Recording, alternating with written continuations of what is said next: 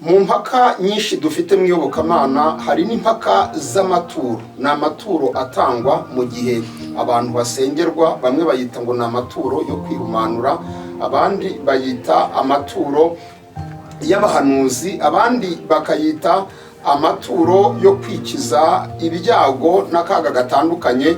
Munyemerere tuje kuvuga ku kintu cyitwa ituro ryo gutangwa mu gihe umuntu asengerwa, ahumanuka cyangwa akorerwa deliverance. Ese ubundi iri turo riremewe? Ese ubundi rihabwa nde? Ritangwa ryari? Ese iri turo ritangwa ku ndwara zose? Ese iri turo rigomba kuba ringana rite? Tuje kubabwira ku kintu cyitwa ituro ritangwa mu gihe cya deliverance, kuko usanga abantu benshi babihurizamo n'ibibazo bitandukanye. Hakabaho n'abo usanga barimo barataka ngo bandiye amafaranga yanjye, ngo yanciye amafaranga ya naya. Harimo n'uyu turi buze kuza kubumvisha muri kino kiganiro, wari urimo kwaka amadolari 3,000 by'idolari kugira ngo abashe kuba yasengera umuntu ku kibazo yari afite. Imana ivuganye nanjye, inomero ni yanjye, amazina yanjye ni Nshimyumukiza Donati. Iyo Rwamagana no mu rugo, nzengurutse ahantu henshi ko muri Kigali, uranyumva? Ni ukuvuga ngo bakimara kumpa nomero zawe, nahise ko nshaka uburyo ngo uhamagara. Hano mu Rwanda iwacu, hano mu Rwanda iwacu niteguye kujya kuri radiyo. Ndi kuvugana nawe ndi kuri Sana Radio, ariko humura, ntacyo ugomba kuba. Urugo rwawe Imana igomba kurusana. Nta mpamvu yo kubaho utabana n'umugore. Reka abo ni abazimu, abo bose ngomba kubakwita mu izina rya Yesu. Rero mu magambo avunaguye kandi mu magambo magufi, Imana yambwiye ngo niba ushaka gusubira n'urugo rwawe, ni Imana ibimbwiye, ni Imana ikuntumyeho, irambwira ngo ufate ituro ry'igitambo. Ni ituro ryo gutambira abana bawe, kubakura mu maboko ya shitani bakongera kuza mu kabana. Urangiza ufata ituro uritangira umugore wawe, nubwo atabyumva, nubwo bitabi umurimo. Twebwe tugiye kumusengera, imbaraga z'Imana zigiye kumuhindura, agiye gusaba imbabazi. Nawe ufata ituro witangire. Ni ukuvuga ngo ni ubutatu butagatifu. Imana yambwiye ngo ufate 3,000 by'idolari, 3,000 by'idolari. Harimo amafaranga tuzakoresha amakuru se turi gusenga tuvunagura izo mbaraga z'amarozi. Harimo amafaranga y'igitambo nk'ituro ryo kongera kuguhuza n'umuryango wawe. Hanyuma kandi mwanza guhura mwese, ari wowe ari madamu, mwese mugashyira hasi mukicara mugasabana imbabazi z'ibyo munyuze muri z'ibyabaye. Ngenda kwizeza ngo ibyo ngibyo ugiye kubirebesha n'amaso yawe. Umbabarire, wumvire Imana, ndushidikanye, unyumve, unyubaye nk'umuhanuzi nka profete. Agaciro kawe, agaciro k'abana bawe, agaciro ka madamu. Umugabo ni umugabo, ugomba guharanira agaciro k'ubugabo bwawe ukagaruka.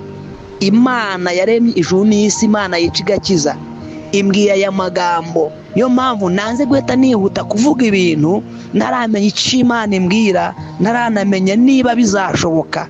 Rero Imana yamaze kuvuga ko bizashoboka, irambwiye ngo ufate 3,000 by'idolari ubyohereze,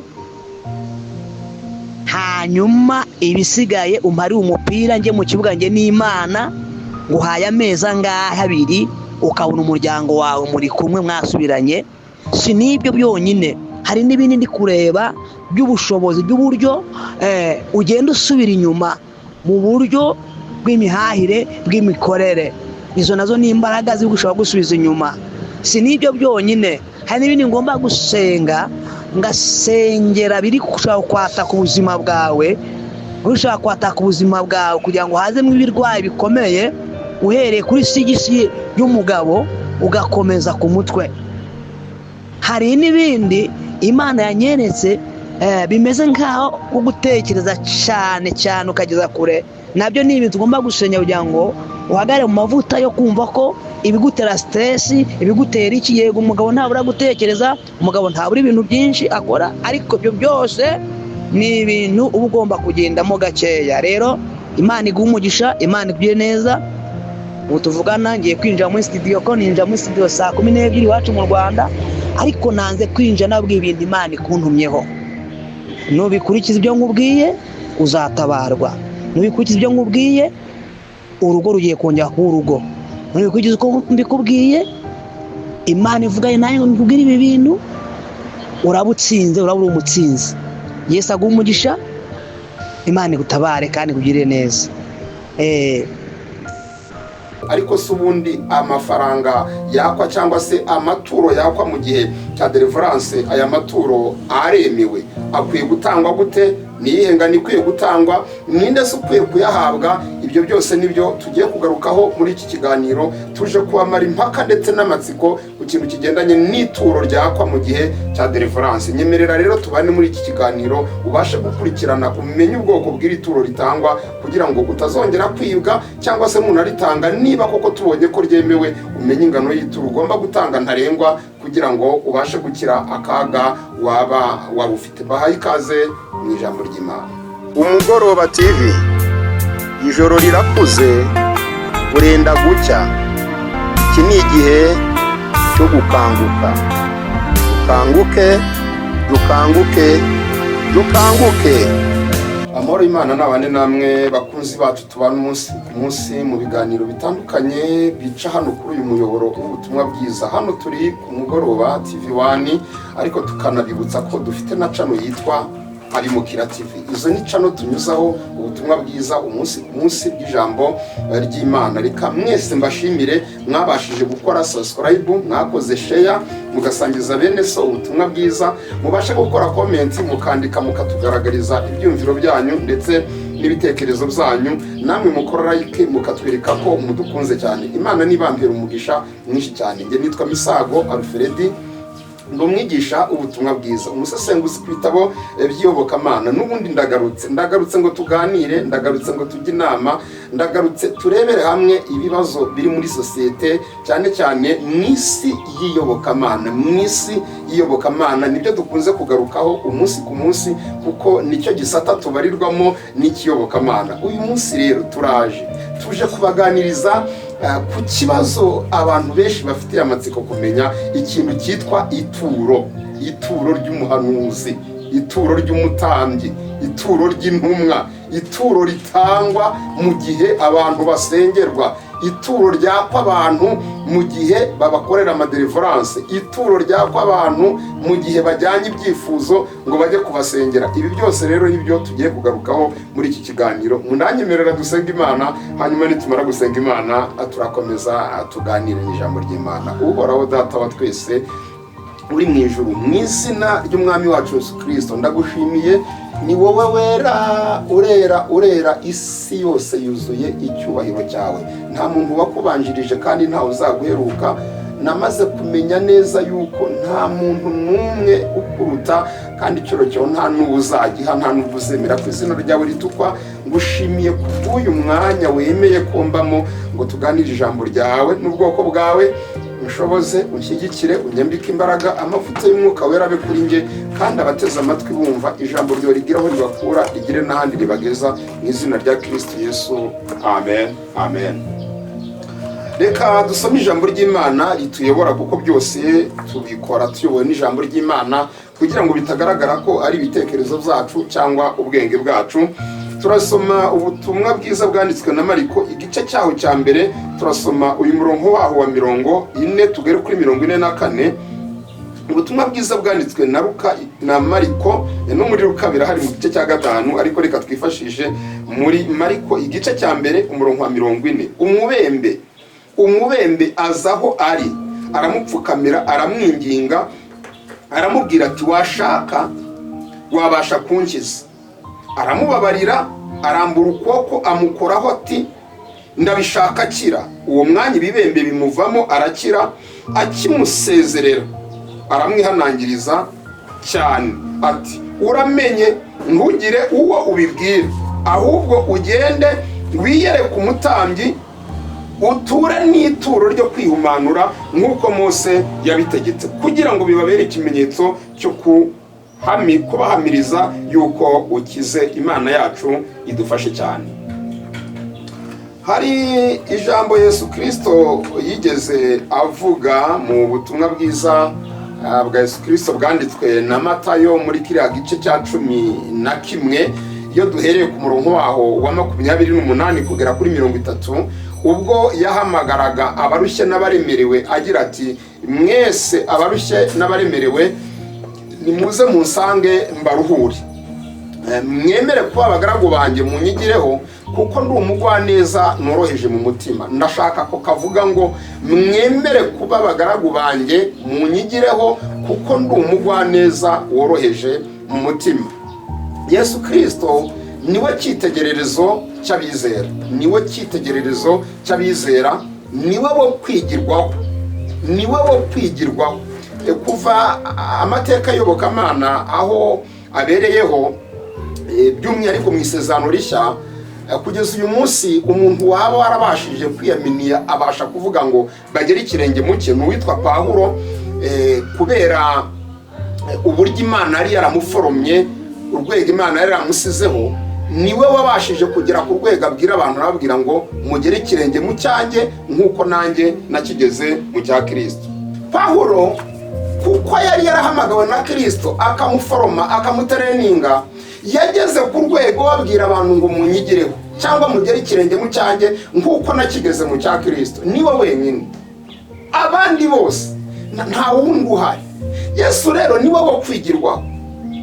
Ibyo utigiye kuri Kristo nube yarabyumvanye Pawulo, ushatse wanabireka cyangwa se intumwa. Ubundi Bibiliya ivuga ko twubatse ku rufatiro rw'intumwa n'abahanuzi, Kristo akaza ari ibuye rikomeza imfuruka, ariko twubatse ku rufatiro rw'intumwa n'abahanuzi. Ibyo tuzababwira, nimbabwira ikintu kitakozwe n'intumwa, nkababwira ikintu kitakozwe n'umuhanuzi, mu bahanuzi Bibiliya yemera, ntimuzacyemera. Ikitarakozwe na Kristo ntigikorwe n'intumwa, ntigikorwe n'abahanuzi, ntimuzacyemera rwose. Uyu ni Kristo rero uvuga ngo munyigireho. Niyo mpamvu iyo tubigisha tukabigisha amasengesho ibimenyetso n'imihango byera, duhera kuri Kristo, tukareba nawe uko yasenze, tukareba ayo yakoze uko yakoze, niwe duheraho tukareba uko yakoze. Mu kiganiro duheruka gukora kivuga kuri karande, aho twabigishaga ubwoko bw'amasengesho yirukana karande, mbibutse ko cyari ikiganiro cya gatatu, cyari kije gikurikira ikiganiro cya mbere twabashije kwigishamo icyo bita ubwoko bune bwa karande: karande mvumano, karande ndogano, karande murage, ndetse na karande yo mu maraso. Ikiganiro cya kabiri cyaje kivuga ku kintu cyitwa ibyuho bigera kuri 5 umwuka wa karande winjiriramo kuruta ibindi byuho.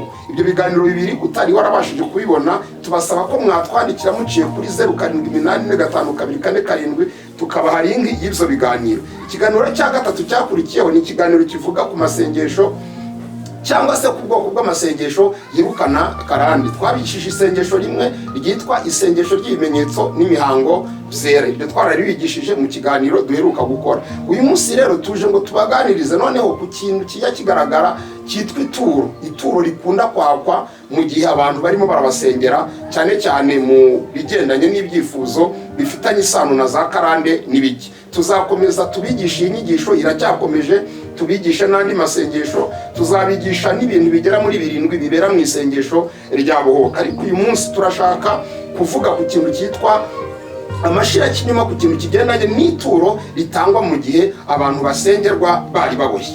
Kristo rero ngo umuntu aramutakira, yari umubembe, yararwaye ibibembe, arangije aramutakira, aramubwira ngo nkiza ndwaye ibibembe. Noneho byagenze biti? Bibiliya iravuga ngo amugirira imbabazi, amugirira impuhwe. Ngo amaze kumugirira impuhwe ngo aramukiza, amukora, aramubwira ngo ndabishaka kira. Ako kanya arakira. Amaze gukira icyakurikiyeho Yesu aramubwiye ngo genda, ariko ntugire uwo ubibwira. Genda ariko ntugire uwo urabibwira. arangije amubwira igikorwa agomba gukora. Genda wiyereka abatambyi, numara kwereka umutambyi uture n'ituro nk'uko byategetswe ry'ikimenyetso cy'uko ukize. Iryo turo ugiye gutanga icya mbere riraba ikimenyetso cy'uko ukize. Ndabohotse ndakize, mvuye mu migozi narindimo, mvuye mu minyururu narindimo, sinkirwaye, noneho nabaye muzima, singihumanye nahumanyutse. Noneho nimwongere kumpeza ngo mushyire hanze y'umudugudu nk'uko ababembe mwajyaga mubidukorera. Ubu nakize n'ikimenyetso, ngiri turo ndarizanye nk'ikimenyetso cy'uko mpumanutse. Yesu Kristo ategeka uyu murwayi, aramubwira ngo fata ituro rijyane urishyire umutambyi nk'uko Mose yabitegetse, bihinduke ikimenyetso cy'uko ukize.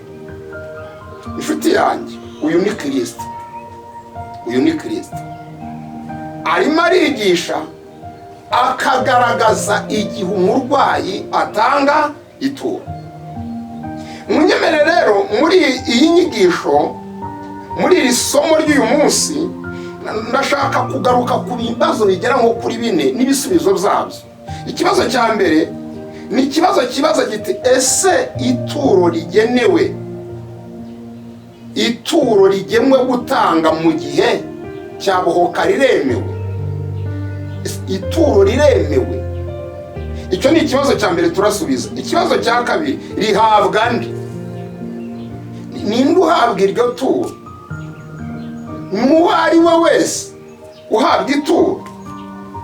Icya gatatu, ese umurwayi wese, ese ni umurwayi wese uritanga? Ni umurwayi wese utanga ituro? Icyo ni ikibazo cya gatatu.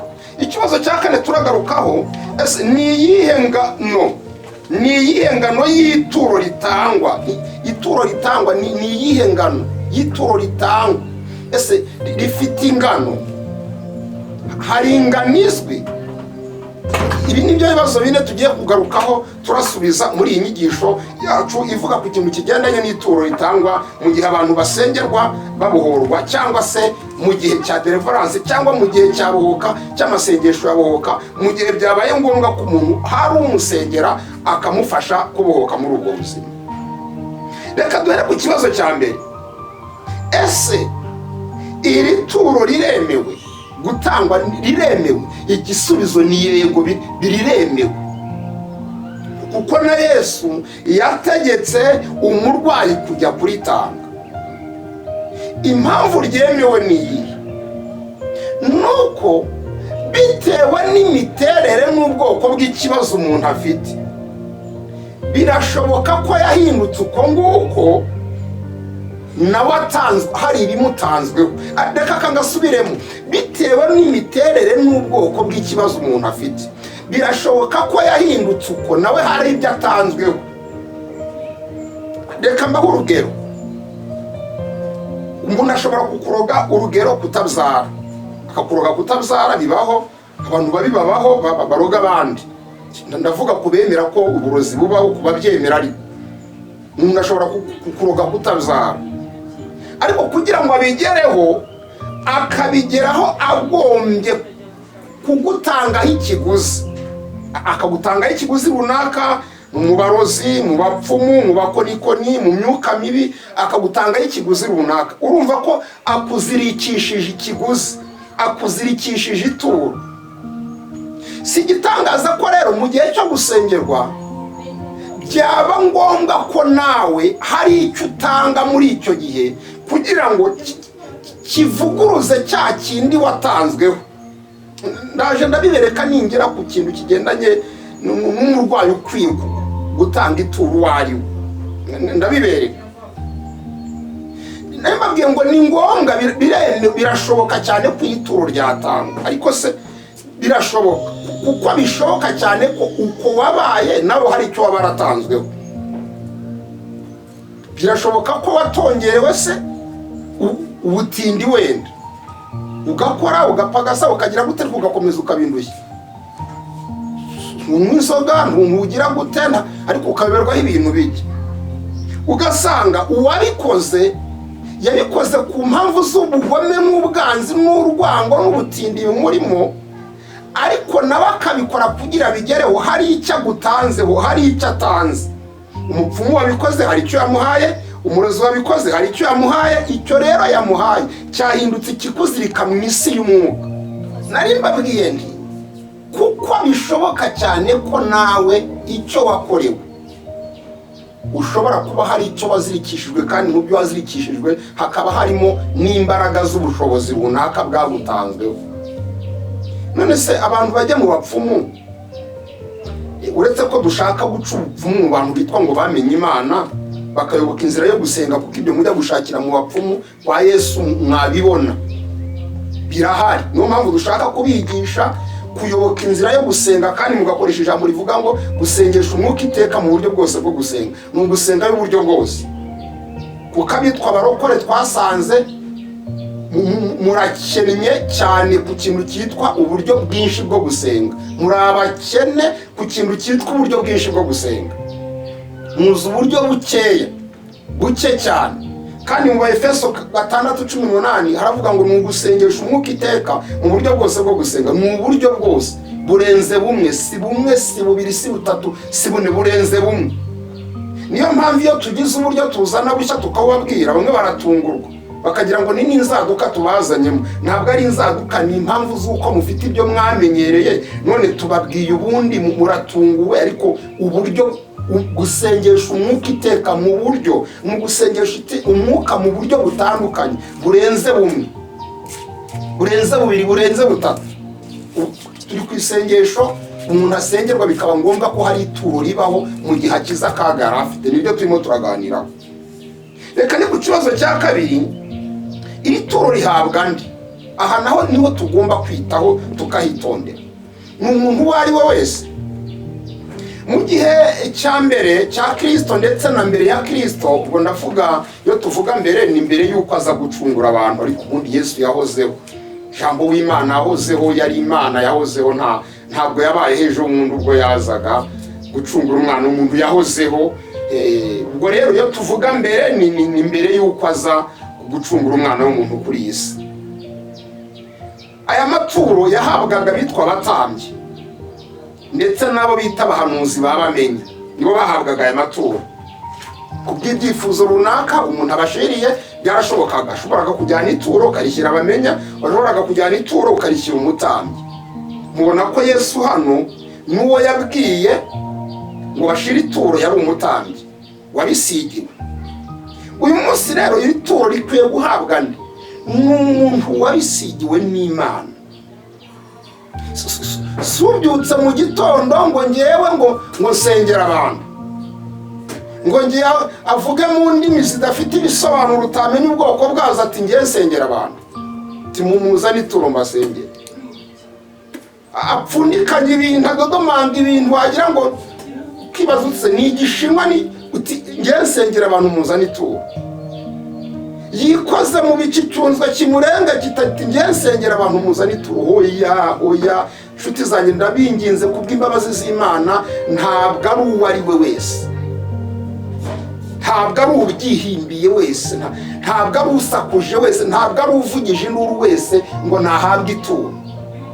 Hari nabo nabonye b'abatekamitwe bavuga ngo nimuzane ituro tujye kubasengera, ngo ku misozi, mu butayu n'ahandi. Reka mu butindi, iyo ni imyuka mibi, n'ubwesikoro, n'ubutekamutwe.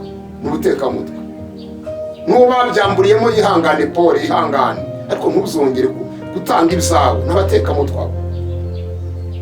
Umuntu rero wakituro nini? N'uwabisigiwe. Icyo ni icyambere, kandi abisigiwe n'Imana. Apana bimwe hari n'ibindi tubona nabyo bibaho rimwe na rimwe, umuntu akidunduguza agashaka uwaha 100,000 akamusukaho ihembe ririmo elayo bagurira hano hirya, ngo arasizwe, ngo arabisigiwe, kuko bamusutseho gikotori cyangwa elayo bagura hano hirya muri botike, ngo arabisigiwe. N'uwabisigiwe n'umwuka wera w'Imana. Kandi kuri uko kubisigirwa akaba byihamiriza n'umutima ko yasizwe n'umwuka wera w'Imana. Ikindi hakaba hari n'ibimenyetso bibigaragaza. Yesu yaravuze ngo ubwenge bwerekanwa n'imirimo yabo. Uvuga ko wasigiwe kubohora abantu no kubasengera? Ni bande wasengeye barakira? Ni bande wabohoye batanze ubuhamya? Baza baduha ubuhamya bati yaradusengeye turakira, yaradusengeye turakira, yaradusengeye turakira, yaratubohoye turabohoka. Ni bande? Ubwenge bwerekanwa n'imirimo, ubwenge bwerekanwa n'ibikorwa. Ibikorwa umuntu yakoze nibyo bimerita, nibyo bigaragaza uwo ari we. Uvuga ko usenga abantu bagakira, ni bande wasengeye babitanze mu buhamya?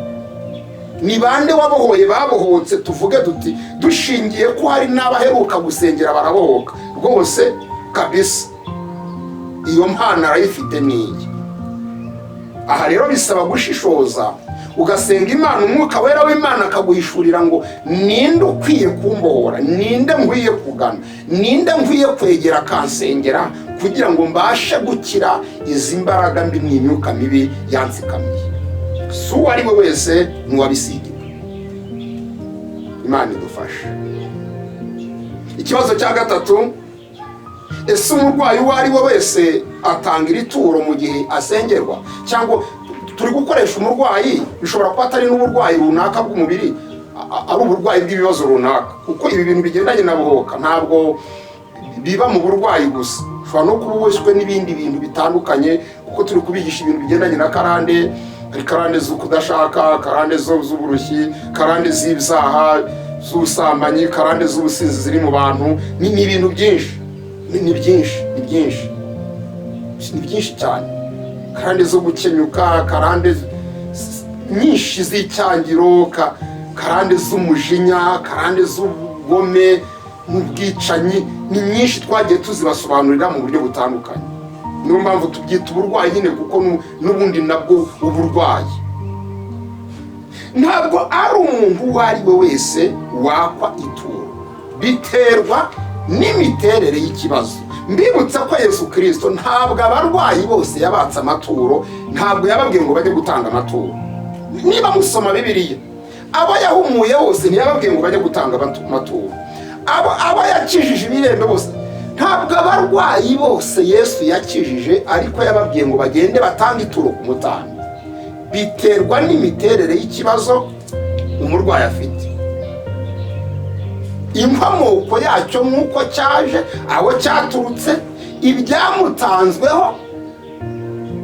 Ibi rero bigenwa nande? Bigenwa na wa wundi ugiye kukubohora.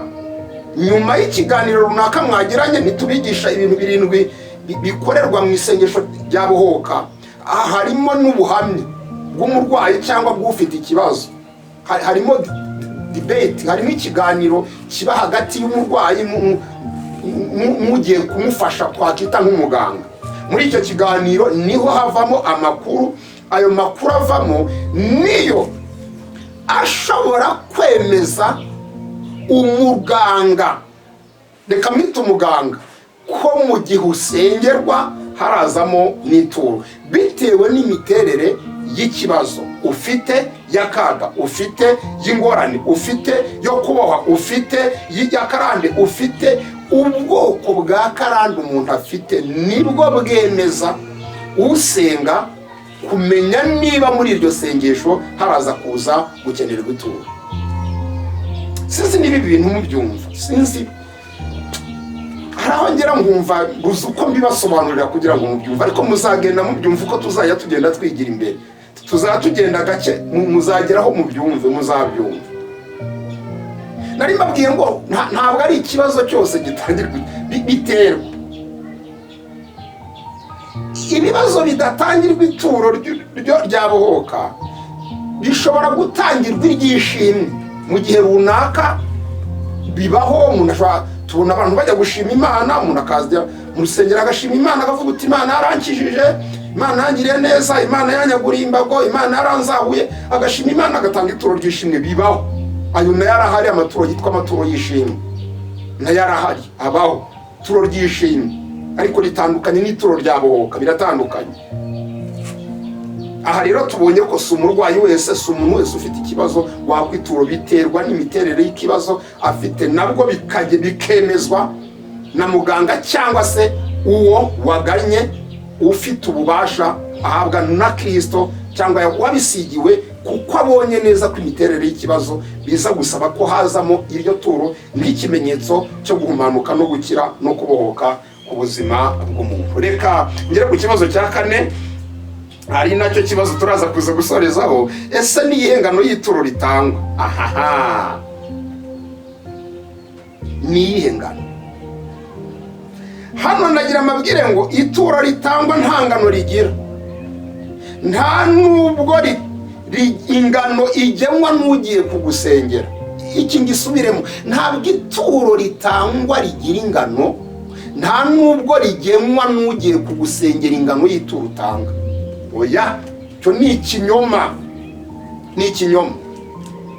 Ndagira ngo iki kinyoma gisenye, kandi mu kugisenya munyemerere mbumvishe gatoya ku ijwi ry'uyu wiyise porofete wari uri kwaka $3,000 by'idolari, ariko byaka umuvandimwe nzi uri hanze muri diaspora, ariko umwaka $3,000 by'idolari ngo amusengere.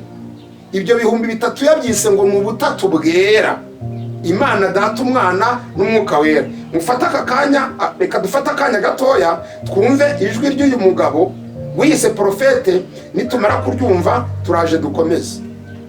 Yesu ashimwe cyane, Imana ihimbazwe.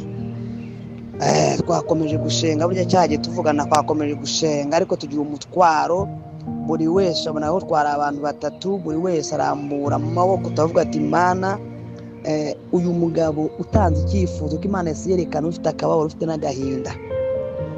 Rero mu by'ukuri nanjye nagerageje, nakumenye, nabonye turaziranye, nuko nyine uwa kera nakumenye, nanjye ndi wariya. Bara bose wambwiye bose ndabazi, nyine bose nabi wacu, bose ndabazi. Rero umva nkubwira ibintu bikomeye Imana yavuganye nanjye, umva nkubwira ibintu bikomeye. Imana yatubwiye ngo ni imbaraga z'abarozi babiri bashatse kuhumanya urugo rwawe, ariko binyuriye mu mbaraga z'ibiryango by'iwabo umudamu, mu mbaraga z'ibiryango z'iwabo umudamu. Ni ukuvuga ngo Imana isimbwira ngo ninguhamagare. Ubu turi kuvugana twari tugeze kuri radiyo Sana Radio, nari ntwaye imodoka ndi mu nzira ngiye kujya kuri Sana Radio. Imana irambwira ngo hagarara, ndahagarara. Imana inyereka aho iwabo ureba madamu aho bari batuye mu Mutara. Imana irambwira ngo nukujya mu Mutara, ukajya mu Mutara ukajyayo ukamenagura imbaraga zihari, ni mu kirere cyaho. Mbese nkajya mu Mutara, icyo kirere cyaho nkagisengeraho amasengesho y'iminsi 2. Nava mu Mutara nkaza mu kirere cya hano iwacu, ariho iwanyu mwari mutuye, za Rwamagana. Ubwo none ugushaka ahantu twajya tujyana n'abanyamasengesho tugakusha ahantu, izo mbaraga nazo zaho ngaho nazo nkazica intege, nazo nkazinaniza.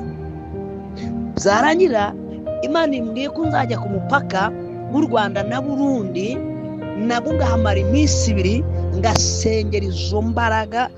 Ni ibintu by'amahembe, ni ibintu by'amarozi. Reka nkubwire ijambo rikomeye. Bibiliya iravuga ngo tubabarane n'ababaye, twishimane n'abishimye.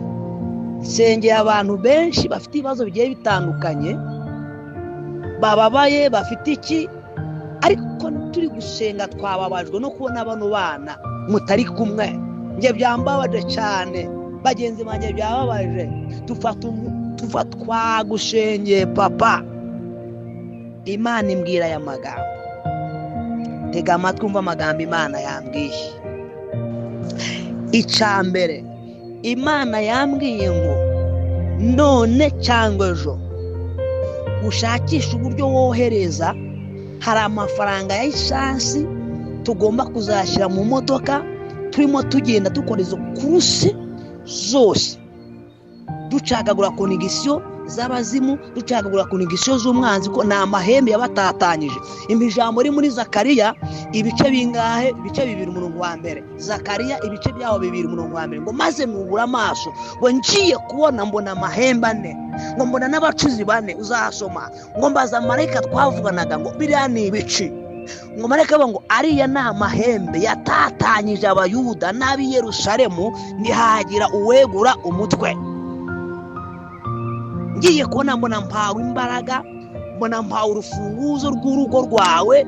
Imana irambwira ngo ninkubwire niba ushaka ko urugo rumera neza. Ibi ndabikubwiye, ndi porofete, ndi umuhanuzi, ni ukuri kw'Imana. Ntabwo nsenga ukwezi kumwe ngo ukwezi kwa kabiri ubure gusubirana n'umugore wawe. Nzavuga ko ntari Imana nsenga, ariko Imana nizeye, Imana inzi. Uretse nawe hari n'abandi benshi, naba nawe wizera Imana, naba nawe urasenga. Hari n'abo nsengera bari muri Amerika bizera abapfumu, kubahereza isobanuro bikagorana. Imana ivuganye nanjye, inomero ni yanjye, amazina yanjye ni Nshimyumukiza Donati. Iyo rwamagara no mu rugo, nzengurutse ahantu henshi ko muri Kigali, uranyumva? Rero ni ukuvuga ngo bakimara kumpa nomero zawe, nahise ko nshaka uburyo nguhamagara. Hano mu Rwanda iwacu, hano mu Rwanda iwacu niteguye kujya kuri radiyo. Ndi kuvugana nawe ndi kuri Sana Radio, ariko humura, ntacyo ugomba kuba. Urugo rwawe Imana igomba kurusana. Nta mpamvu yo kubaho utabana n'umugore. Reka abo ni abazimu, abo bose ngomba kubakwita mu izina rya Yesu. Rero mu magambo avunaguye kandi mu magambo magufi, Imana yambwiye ngo niba ushaka gusubirana n'urugo rwawe, ni Imana ibimbwiye, ni Imana ikuntumyeho.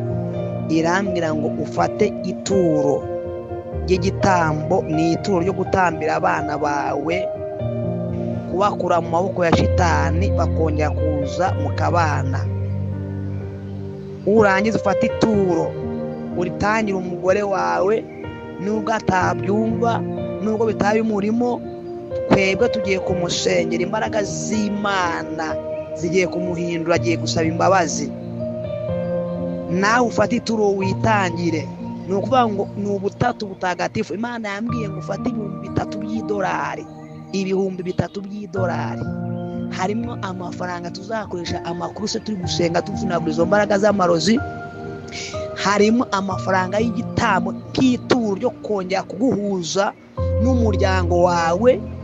Hanyuma kandi mwanza guhura mwese, ari wowe ari madamu, mwese mugashyira hasi mukicara mugasabana imbabazi z'ibyo munyuze muri z'ibyabaye. Ngenda kwizeza ngo ibyo ngibyo ugiye kubirebesha n'amaso yawe.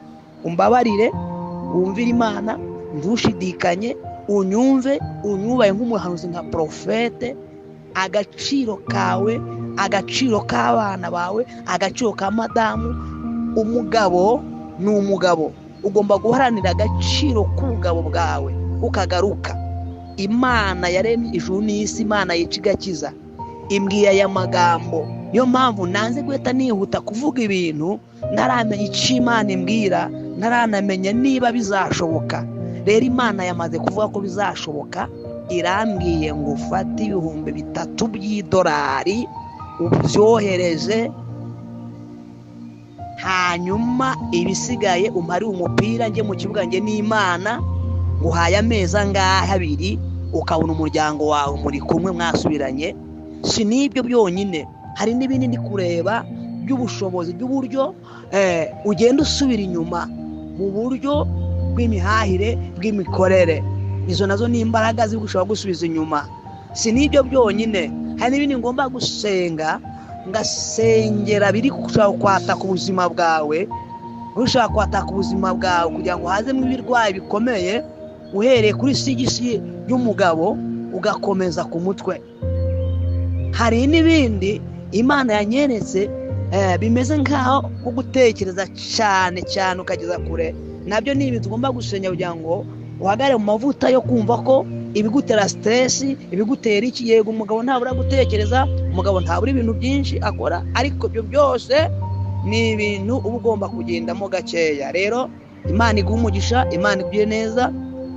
Tuvugana ngiye kwinjira muri studio, ko ninjira muri studio saa 12 iwacu mu Rwanda, ariko nanze kwinjira nabwo ibintu Imana ikuntumyeho.